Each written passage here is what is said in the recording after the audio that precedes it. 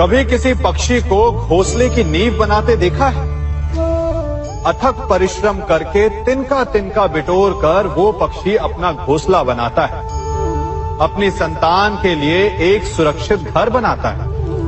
और फिर कहीं से तीव्र आंधी आती है, भारी वर्षा होती है और उसका घोंसला तिनका तिनका करके बिखर जाता है। फिर वो पक्षी क्या करता है?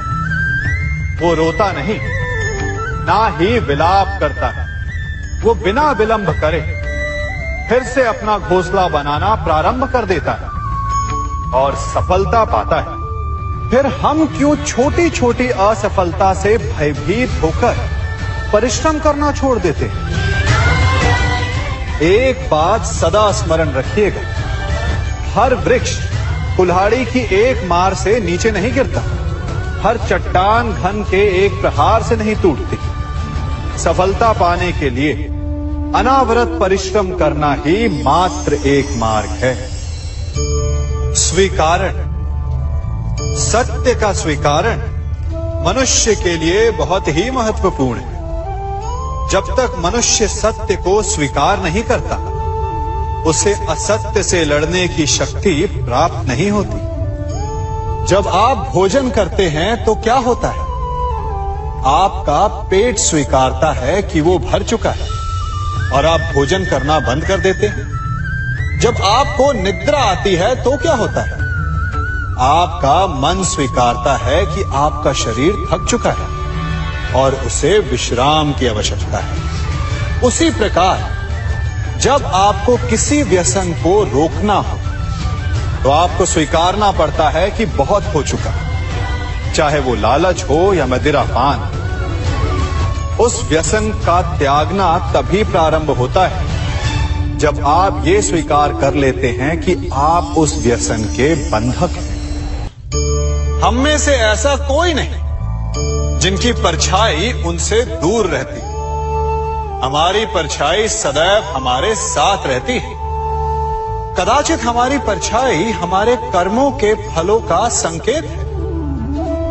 कदाचित इसी कारण कई बार हमें अपनी परछाई से भय भी लगता है, परंतु इस भय से निवारण पाने का एक साधन अवश्य है। वो है सूर्य की ओर मुख करना या किसी प्रकाश के स्रोत की ओर मुख करना, क्योंकि तब हमें हमारी परछाई दिखाई नहीं देती। यदि इसे जीवन के संदर्भ में देखें तो ये प्रकाश का स्रोत शुभ कर्मों की चेतना है। यदि आपके मन में शुभ कर्म करने की इच्छा है तो आपको कभी भी अपने कर्मों के फल का भय नहीं होगा, क्योंकि यदि आपका मन शुद्ध होगा तो आपके कर्म शुद्ध होंगे और शुद्ध कर्मों का फल कभी अशुद्ध नहीं हो सकता। आज मैं आप सबको एक कथा सुनाता हूं। एक दिन प्रातः एक व्यापारी अपने घर से निकला। घर से निकलते ही एक बिल्ली ने उस व्यापारी का मार्ग काट दी। व्यापारी घबरा गया।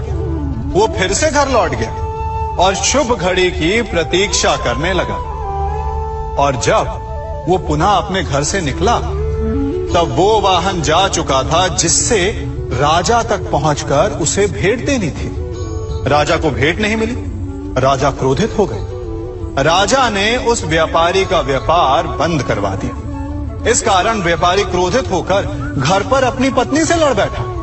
पत्नी अपने बच्चों समेत मैके वापस चली गई और उस व्यापारी के जीवन में यदि कुछ रह गया था तो केवल अंधकार। और इन सब का कारण वो उस बिल्ली को मानता रहा जिसने उसका मार्ग काटा था। ऐसा ही एक दूसरा व्यापारी राजा को भेंट देने निकला और उस व्यापारी का मार्ग भी एक बिल्ली ने काट दिया। वो व्यापारी तनिक घबराया, परंतु उसने आगे बढ़ना अधिक उचित समझा। राजा तक वो समय पर पहुंचा। उसने राजा को भेंट दी। राजा प्रसन्न हुए और राजा ने व्यापारी को अपना व्यापार बढ़ाने की अनुमति दी, स्वर्ण आभूषण दी। जब व्यापारी घर पर पहुंचा तो पत्नी को आभूषण और अपने बच्चों को देने के लिए वस्त्र थे उसके पास। हर ओर प्रसन्नता थी। समझ रहे हैं ना, दोनों के साथ एक ही प्रकार की घटना हुई, परंतु दोनों की प्रतिक्रिया भिन्न थी। ऐसा ही हमारा जीवन भी है। हमारे जीवन में प्रारब्ध का अपना स्थान है, परंतु उससे कई अधिक महत्वपूर्ण हमारी प्रतिक्रिया, हमारे सोच का प्रभाव है। क्योंकि यही हमारे जीवन को आकार देते हैं। इसलिए अपनी सोच को सकारात्मक रखिए। आपका जीवन सदैव आनंदमय रहेगा। आप इन दो पात्रों को देख रहे हैं। मेरे इस पात्र में जल है और ये पात्र मिष्ठान से भरा हुआ है। दोनों ही पात्र भरे हैं, परंतु देखिए, मिश्री को जल में मिला दिया, जल ने मिश्री को अपना लिया, मिश्री ने अपना अस्तित्व खो दिया। परंतु जल को अभिमान है कि उसका अस्तित्व अभी भी बना हुआ है। परंतु जो इस जल को चखेगा उसे अवश्य पता चल जाएगा कि ये जल अब वो जल नहीं रहा, ये अब शरबत बन गया।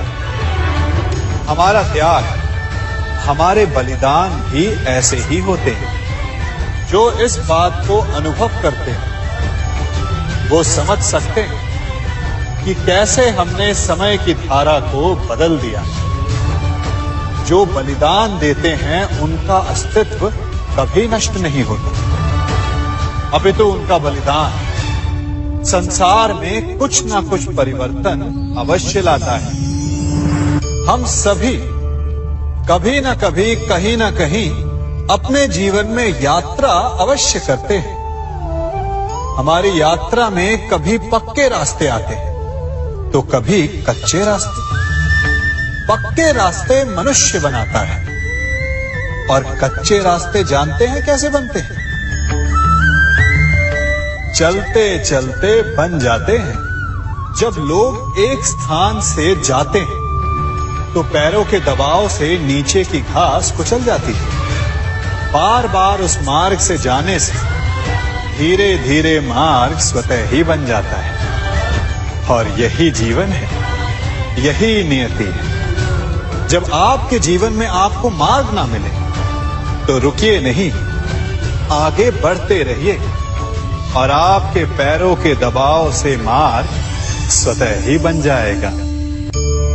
हम सभी अपने जीवन में सफलता चाहते हैं, है ना? उसके लिए हम रात दिन परिश्रम करते हैं, कड़ी मेहनत करते हैं, परंतु फिर भी असफल हो जाते हैं। परंतु ऐसा क्यों होता है? कभी सोचा आप सबने? क्योंकि सफलता पाने का मंत्र बड़ा कठिन नहीं, बड़ा सरल है। उचित विचार, उचित समय, उचित स्थान पर उचित प्रहार। जब आपके विचार, समय, स्थान और प्रहार यानी परिश्रम उचित है तो सफलता आप ही को मिलेगी। जिस प्रकार एक लोहार लोहे से कुछ बनाते समय उस लोहे के सही ताप तक के आने की प्रतीक्षा करता है और समय आने पर उचित स्थान पर पर्याप्त बल से प्रहार करता है और लोहा आकार ले लेता है, ठीक उसी प्रकार आपकी सफलता भी आकार लेती है। हम सभी को अपने जीवन में कभी ना कभी निराशा मिलती है, असफलता मिलती है और अधिकतर लोग इसके पश्चात भाग्य का रोना लेकर बैठ जाते हैं। कुछ कहते हैं कि जिस स्थान पर मैं हूं उससे कई ऊंचे स्थान पर होने के योग्य था, परंतु नहीं जा पाया। किसी को पीड़ा है कि उसे जो मिलना चाहिए था वो उसे नहीं मिला, भाग्य ही बुरा था। भाग्य क्या होता है? भाग्य वन में खिला पुष्प देवताओं को चढ़ाया जाएगा या किसी सुंदरी की वेणी में वो सजेगा या फिर उसे कुचलकर उत्पाद बना दिया जाएगा। ये सब एक पुष्प के नियंत्रण में नहीं होता, परंतु जब तक उस पुष्प का अस्तित्व है सुगंध बिखेरना उसके वश में अवश्य है। परंतु भाग्य हमारे वश में नहीं, और जो हमारे वश में नहीं उसके लिए दुखी होने से क्या होगा। कर्म पर वश है, वो कीजिए और धीरे धीरे भाग्य आपके वश में आ जाएगा, क्योंकि कर्म ही प्रधान है। कभी आप ब्रह्म मुहूर्त में जगे हैं? जगकर देखिए, संध्या होने के पश्चात जब रात्रि का अंधकार सारे संसार को धीरे धीरे अपने अंधकार में निगलने लगता है, तो यही अंधकार ब्रह्म मुहूर्त में भोर होने से ठीक पूर्व तनिक अधिक काला हो जाता है। कुछ समझे? हमारा जीवन भी कुछ ऐसा ही होता है। जब हमारे जीवन की समस्याएं अपने अंत पर होती है, तो यही समस्याएं एक भीषण रूप लेकर हमारे समक्ष प्रस्तुत हो जाती है, और ऐसे परिस्थिति में अधिकतर लोग हार मान जाते हैं, भय खा जाते हैं। परंतु यदि आप हार न माने, भय न खाएं, दृढ़ रहें, निरंतर आगे बढ़ते रहें, तो प्रकाश के रूप में हमारा स्वागत करने के लिए सूर्य उदय सदा हमारे समक्ष प्रस्तुत रहेगा। आपने बरगद के वृक्ष को देखा है? जितना विशाल उतना दृढ़। पतझड़ में वो सूख जाते हैं, परंतु दुर्बल नहीं होते, टूटकर गिरते नहीं। और उसके विपरीत दलदल में उपजे वृक्षों को देखिए, वो दिखने में तो बड़े होते हैं, पतझड़ आए या शीत सदा हरे भरे होते हैं, परंतु इतने दुर्बल होते हैं कि जल धारा के हल्के से वेग से वो गिर जाते हैं। परंतु ऐसा क्यों होता है? कारण है जड़ें। जिसकी जड़ें दृढ़ भूमि में है, वो हर चक्रवात, हर ऋतुओं को सह लेता है, और जिसकी जड़ें दलदल में है, वो स्वयं की जड़ों को दुर्बल बना लेता है। कुछ ऐसा ही मनुष्य भी होता है, जो अधर्म, कुकर्म और असत्य की धरा पर उपजा है। वो समय की एक मार भी नहीं सह पाता, और जो मनुष्य सत्य, धर्म की धरा पर उपजा है, वो हर समस्या से अविचलित हो जाता है। अब आप पर निर्भर करता है कि आप क्या बनना चाहते हैं।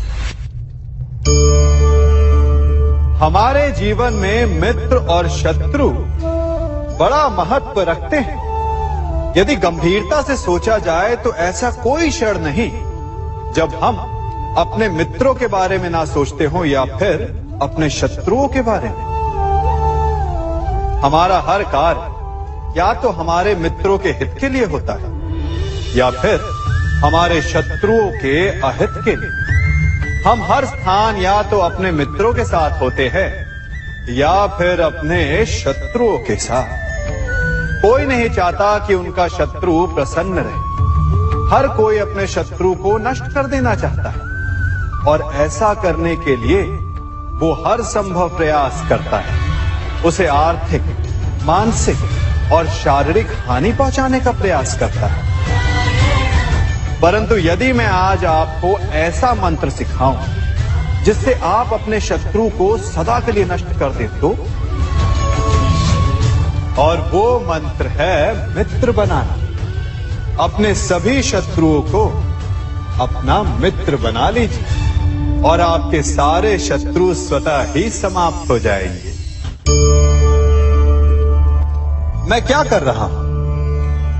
मैं दिए प्रज्वलित कर रहा हूं ताकि अंधकार को मिटा सकूं। अब आप कहेंगे कि इसमें कौन सी बड़ी बात है ना?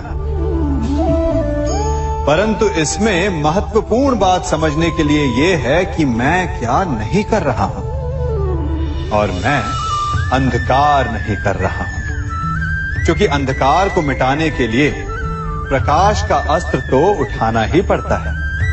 बुराई को बुराई से नहीं, अच्छाई से जीता जाता है। अन्याय को अन्याय से नहीं, न्याय से लड़ा जाता है। क्रोध को क्रोध से नहीं, क्षमा का साथ लेना होता है। ठीक उसी प्रकार एक लोहा लोहे को काटता है, परंतु एक ठंडा लोहा ही गर्म लोहे को काट सकता है। इसलिए यदि आपको अपने जीवन में विजयी होना है तो अपने शस्त्रों को, अपने अस्त्रों को सोच समझ कर उठाइए, क्योंकि एक अनुचित सोच परिणाम पर भारी प्रभाव डाल सकती है। आप सब सोच रहे होंगे कि ये क्या मैं करने लगा। मैं इस पौधे को जड़ से उखाड़ रहा हूं। आश्चर्य हो रहा है ना कि एक पौधे को उखाड़ना या काटना ना केवल एक अपराध है अपितु पाप भी है। तो फिर मुझे ऐसा करने की क्या आवश्यकता पड़ गई? क्योंकि कई बार विनाश ही सृजन तक पहुंचाता है। यदि नया भवन बनाना हो तो पुराने भवन को गिराना पड़ता है। व्यवस्था को परिवर्तित करने के लिए क्रांति लानी पड़ती है। और उसी प्रकार यदि किसी वृक्ष या किसी पौधे की जड़ों में घुन लग जाए या उसका मूल सड़ जाए तो उसे जड़ से उखाड़ देना ही श्रेयस्कर होता है, ताकि उस स्थल पर नए पौधे उपज सके। युद्ध करना पर्याय नहीं, परंतु कभी कभी शांति के लिए युद्ध करना आवश्यक हो जाता है। संसार में सबसे श्रेष्ठ क्या है? फूल या कांटे, प्रेम या घृणा, संपन्नता या दरिद्रता, मित्र या शत्रु?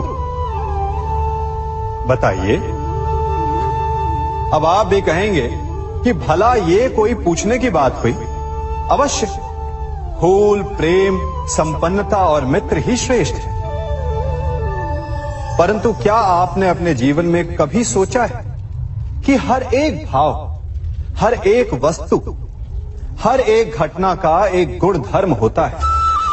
त्वचा पर जलन करने वाले फूलों से अधिक श्रेष्ठ वो कांटे हैं जिनसे आप अपने घर की बाढ़ बनाते हैं ताकि वन्य पशु आपके भीतर ना आ सके।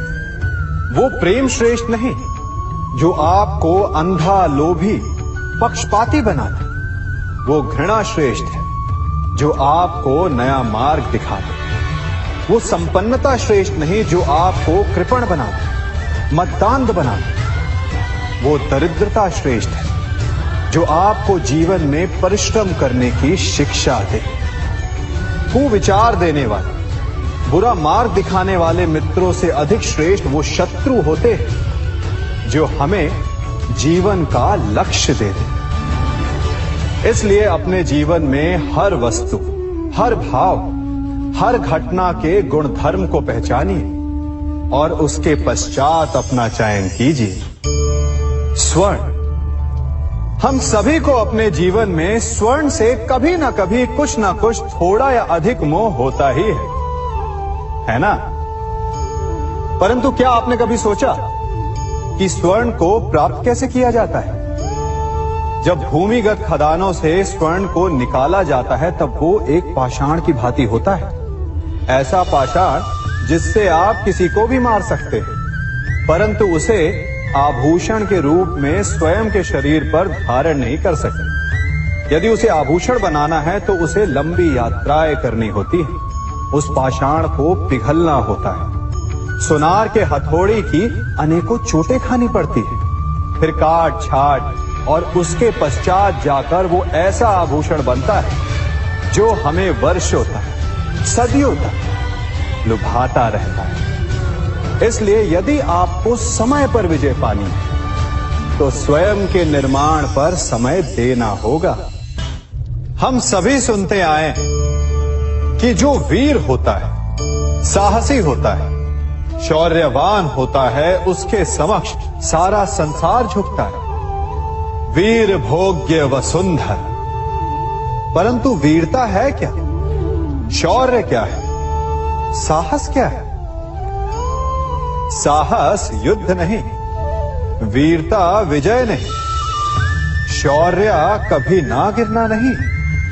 साहस किसी चुनौती के समक्ष खड़े होने का भाव है। तो वीरता उस चुनौती को उत्तर देने के लिए पूर्ण परिश्रम लगा देना है। और शौर्य का अर्थ है गिरकर फिर से उठने का साहस रखना, बार बार प्रहार करके वीरता दिखाना, निरंतर प्रयास करते रहना, निरंतर परिश्रम करते रहना। इसलिए विजयी होने से अधिक महत्वपूर्ण है शौर्यवान होना, क्योंकि जो शौर्यवान है उसे विजय मिलना निश्चित है। सम्मान। मनुष्य के जीवन में सम्मान का बहुत अधिक महत्व है। वो उसे अपने हृदय, अपने मन से जोड़कर रखता है। कदाचित इसीलिए हम शत्रु के सम्मान पर चोट पहुंचाते हैं ताकि उसे पीड़ा पहुंचाई जा सके। परंतु ऐसा करने से सावधान रहे मित्रों। शरीर पर लगी चोट मनुष्य भुला सकता है, परंतु उसके सम्मान को लगी चोट उसे जीवन भर पीड़ा देती है। और स्त्री के मान सम्मान पर लगी चोट उसे उस सीमा तक ले जाती है जहां उसे केवल प्रतिशोध दिखाई देता है। यदि अपने शत्रुओं को जीतना है तो प्रेम से जीतिए, अपने कर्मों से जीतिए। उन्हें अनुभव करवाइए कि उनसे भूल हुई है। किसी के सम्मान को ऐसी चोट ना पहुंचाइए कि वो आपका नाश करने पर उतर आए। स्मरण रखिए, किसी का अपमान करके आपके हृदय को कदाचित थोड़ा संतोष आ जाए, परंतु उस अपमान से आप कई हृदयों को आघात पहुंचाते हैं और अपने लिए एक शत्रु और बढ़ा लेते हैं। हम सब शीघ्र ही सफलता चाहते हैं, ढेर सारी संपत्ति और सुख चाहते हैं, और ऐसे में कई बार हम छोटे मार्गों का चयन कर लेते हैं। वो मार्ग जिनमें परिश्रम नहीं होता, जिनमें होता है तो केवल छल, कुटिलता और भाग्य का सहारा। जैसे कि जुआ।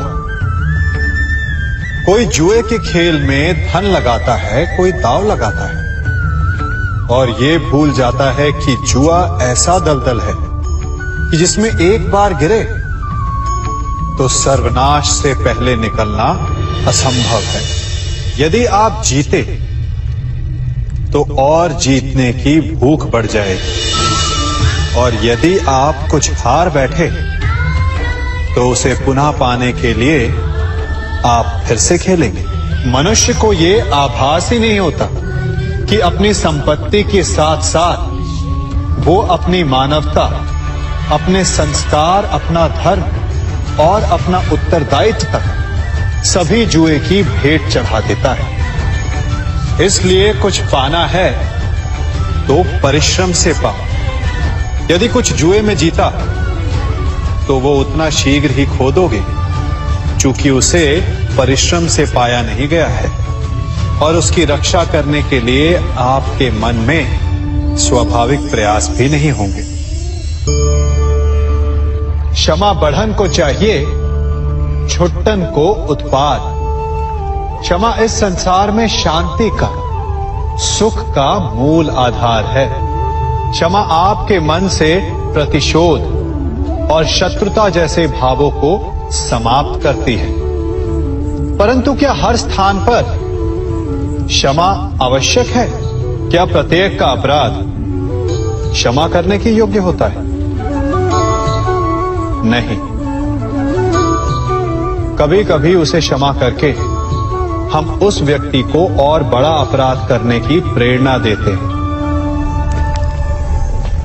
और ऐसा ही अपराध है स्त्री का मान भंग करना, जिसमें क्षमा की कोई अवस्था नहीं।